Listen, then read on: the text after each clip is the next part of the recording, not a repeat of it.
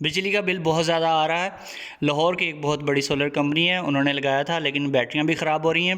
5 सालों में 2017 में लगा था और 5 सालों में 2 बार इनकी बैटरियां चेंज हो चुकी हैं और अब देख लें अब बैटरियां दोबारा चेंज होने वाली हैं और ख़राब हो चुकी हैं।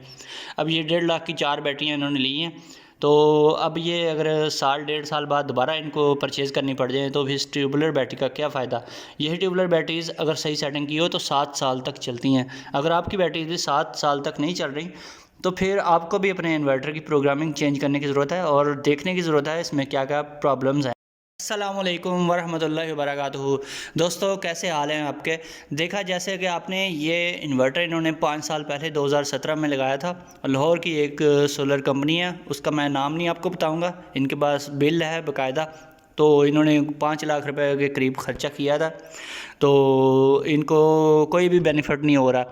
और यहाँ एक मेडिकल स्टोर है, यहाँ पे ये लगा हुआ है और इनका तकरीबन बिल 15-20 हज़ार से 25 हज़ार 14 हज़ार इस रेंज में आता है और ये बड़े परेशान हैं। इन्होंने कई लोगों को चेक करवाया, इनका सोलर सिस्टम ठीक नहीं हो रहा।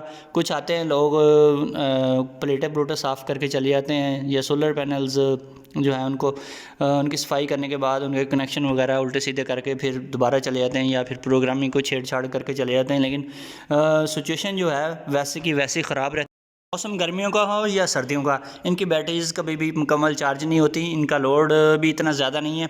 इनका मैक्सिमम जो है 700 या 800 वाट का लोड है। एसी वगैरह ये नहीं चलाते।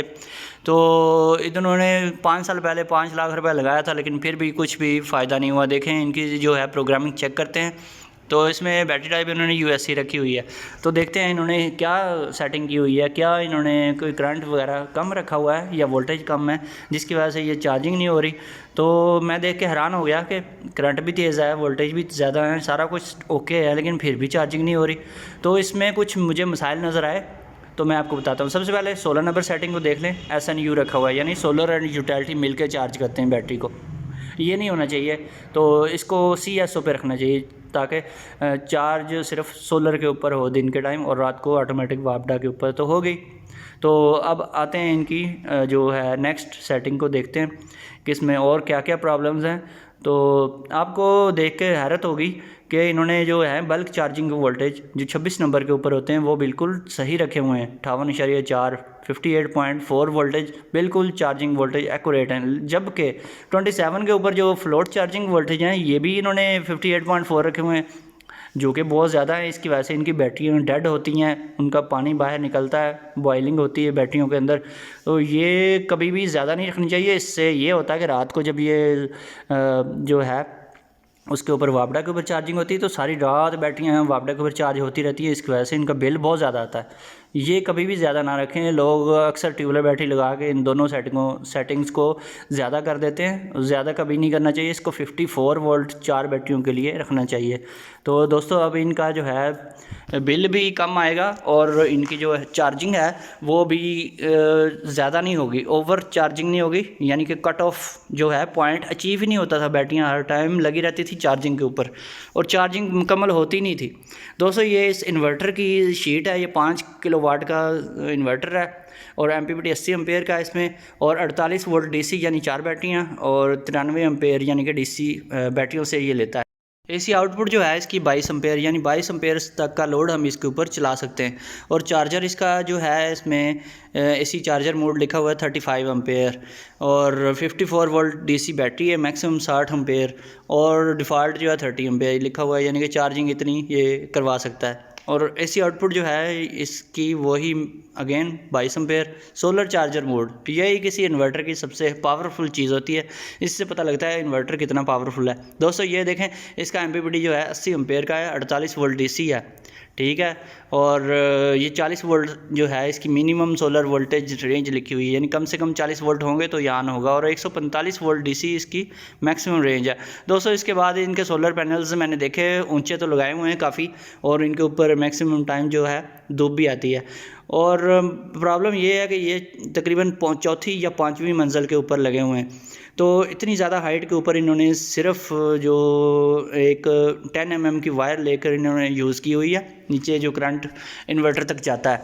तो ये देख लें, एक पैनल हमने साफ़ किया है चेक करने के लिए, बाकी देखें ये मिट्टी से भरे हुए हैं, लेकिन बहुत ज़्यादा मिट्टी है। तो ये शहर का गुंजान आबाद इलाका है, यहाँ पे काफ़ी ज़्यादा इस एरिया में मिट्टी उड़ती है, सारा दिन रोड के ऊपर है ये। तो ये बहुत ज़्यादा डस्टी एरिया है। तो इसकी एक तो पैनल्स की हर महीने सफाई होनी चाहिए।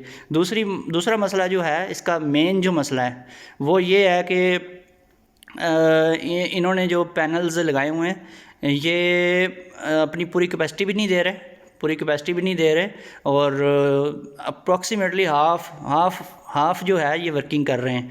इसकी क्या वजह है? इसकी वजह जो है, मेन जो रीज़न है वो इनका इन्वर्टर है, और ये इन्वर्टर जो है उसकी कैपेबिलिटी कम है, वो ज़्यादा इतने वाटेज प्रोड्यूस नहीं कर सकता। पुराने मॉडल का इन्वर्टर है, इसलिए ये प्रॉब्लम आ रही है। और 38 वोल्ट की ये सोलर पैनल है। दोस्तों, और अब देखते हैं हम इसमें आपको दिखाता हूँ ये लोड कितना चल रहा है। ये देखें, लोड जो है तकरीबन 1.5 किलोवाट का लोड है, और इस टाइम बैटरी 49 वोल्ट के ऊपर है, और PV 989 यानी कि तकरीबन 1000 वाट से कम है। PV 900 वाट की PV है तकरीबन। दोस्तों, ये 900 वाट की PV है, यानी कि हमने क्या किया है, लोड इनका इतना होता नहीं है 1.5 किलोवाट का। ये मैंने ऑन किया है, इन्हें बोला है कि ज़्यादा से ज़्यादा लोड डालें ताकि इसकी कैपेसिटी हम चेक करें ये कितनी PV जनरेट कर सकता है। ये सोलर पैनल से हमें मैक्सिमम जो है 900 950 वाट तक प्रोवाइड करता है। तो ये इसकी एक कमी है इस इन्वर्टर के अंदर, इसकी कैपेसिटी है ही इतनी, इससे ज़्यादा ये प्रोवाइड ही नहीं कर सकता। दोस्तों, अब हम चेक करेंगे इसकी जो सोलर के अम्पेयर्स आ रहे हैं वो कितने हैं मैक्सिमम लोड के ऊपर। अब जो पैनल्स ऊपर लगे हुए हैं वो 3-3 की स्ट्रिंग्स हैं, टोटल 4 स्ट्रिंग्स हैं 3-3 पैनल्स की, और यहाँ पे ये देखें 13 अम्पेयर्स आ रहे हैं सिर्फ। इसकी एक और रीज़न भी है, तकरीबन चौथी या 5वीं मंजिल से 10 mm की वायर यूज़ की हुई है इन्होंने, जबकि इनको 16 mm की वायर यूज़ करनी चाहिए थी, क्योंकि पैनल्स जो हैं पैरेलल में हैं। तो हो सकता है 16 mm की वायर जो है वो भी कम पड़ जाए, चूँकि 4 स्ट्रिंग्स हैं। तो यहाँ पे इनको जो है तकरीबन 25 से 30 एम्पेयर्स मिलने चाहिए। ये बैटरियों के एम्पेयर भी देख लें, ये भी 13 एम्पेयर्स हैं जो चार्जिंग हो रही है, ये भी थोड़ी है। और बैटरियों की कंडीशन देखें। एक और चीज़ मैंने नोट की है, यहाँ पे बैटरियों के साथ भी इन्होंने वही वायर 10 mm की काट के लगाई हुई है, इन्वर्टर से बैटरियों तक भी वही जा रही है, जबकि यहाँ पे भी इनको चाहिए था कि 25 mm की वायर लगाते। 25 mm की वायर जो है बहुत ही पावरफुल वायर होती है, तो वो अगर हैवी लोड जब ऑन होता है तो फिर वो जो है उसको कंट्रोल कर लेती है।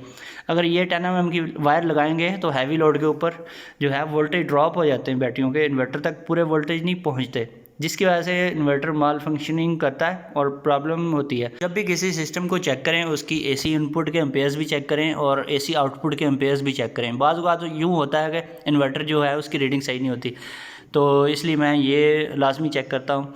और जो है बैटरी के एम्पेयर्स भी देखने चाहिए कि बैटरी की तरफ कितनी चार्जिंग हो रही है या बैटरी कितने एम्पेयर से डिस्चार्जिंग हो रही है। तो दोस्तों, ये थी आज की वीडियो। उम्मीद है कि आपको काफ़ी कुछ सीखने को मिला होगा। तो फिर मिलेंगे एक नई वीडियो के साथ। ओके, अल्लाह हाफिज़।